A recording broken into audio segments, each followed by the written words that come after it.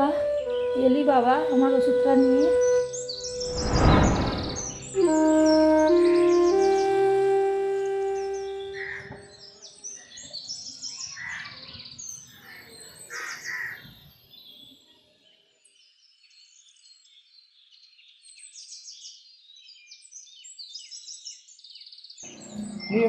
ছুটি?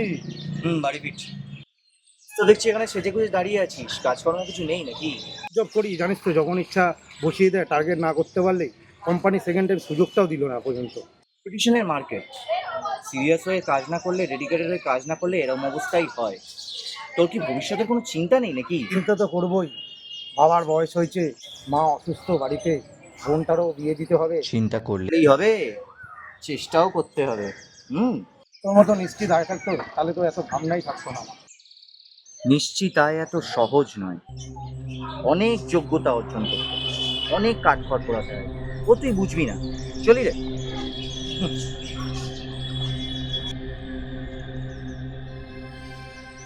তুইও বুঝবি না বেকারত্বের জ্বালা কি।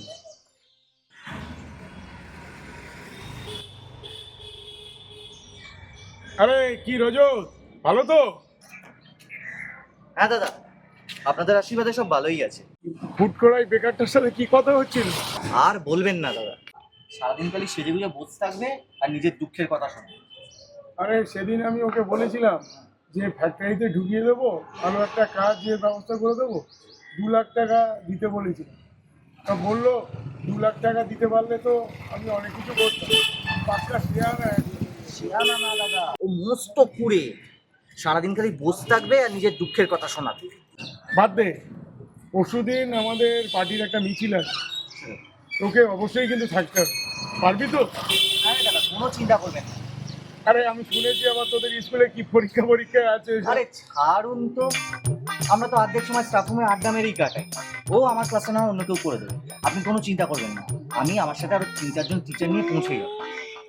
গুড, তোর তো চাকরির 5 বছর তো হয়েই গেল। দেখছি তোর জন্য কিছু চিন্তা ভাবনা করছি, যদি অ্যাসিস্ট্যান্ট হেডমাস্টার বা হেডমাস্টার করে দেয় কিনা। তুই শুধু আমাদেরটা একটু দেখে নিস কিন্তু, হ্যাঁ? আরে একদম দাদা, আপনি কোনো চিন্তা করবেন না, শুধু আপনার এই আশীর্বাদের হাতটা আমার মাথায় রাখবেন, আর কিচ্ছু দরকার নেই।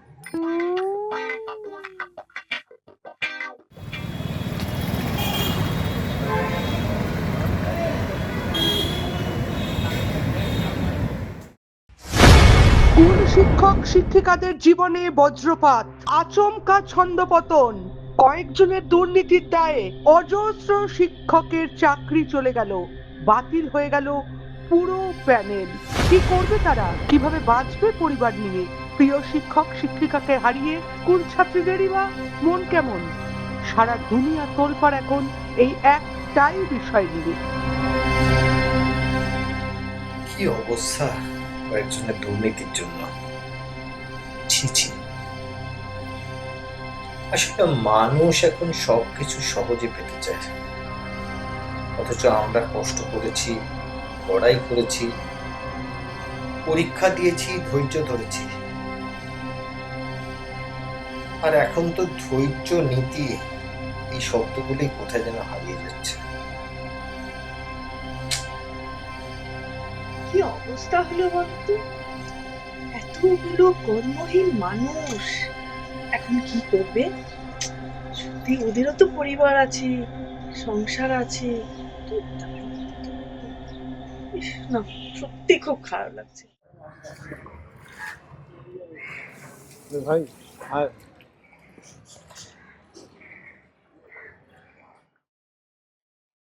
তোকে কি বলে যে সান্ত্বনা দেবো, সান্ত্বনা দেওয়ার আমার কাছে কোনো ভাষা নেই ভাই। সব ঠিক হয়ে যাবে, চিন্তা করিস না। কিভাবে ঠিক হবে? আমি কিছু ভাবতে পারছি না। আরে তুই তো খুব ভালো স্টুডেন্ট, ফার্স্ট আর সেকেন্ড কোনোদিন হোস না, একটা না একটা কিছু ব্যবস্থা তো হয়ে যাবে। জানিস, দিনের পর দিন, রাতের পর রাত কষ্ট করে, রাত জেগে খেটে পড়াশুনো করে নিজের যোগ্যতায় চাকরিটা অর্জন করেছিলাম, আর আজ আমরা সবাই জানি তুই খুব ভালোই স্টুডেন্ট, তাতে কি লাভটা হলো? অন্যের ভুলের মাসুল আমাদের দিতে হলো। আজাদের সাথে ভালোই লিঙ্ক আছে, তুই একবার ফোন করে দেখ না, কোনো যদি কাজের একটা ভালো ব্যবস্থা করে দিতে পারে তোকে।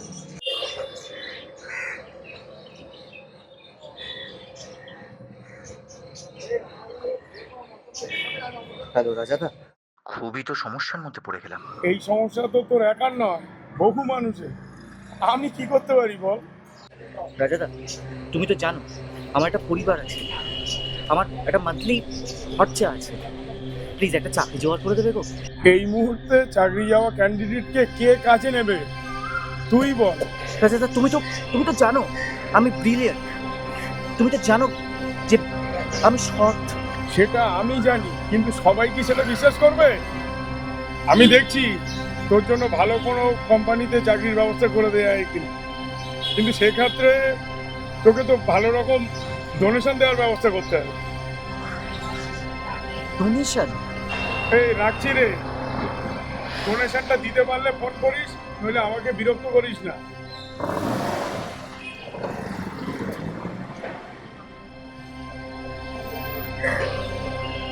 হাল ছাড়িস না বন্ধু।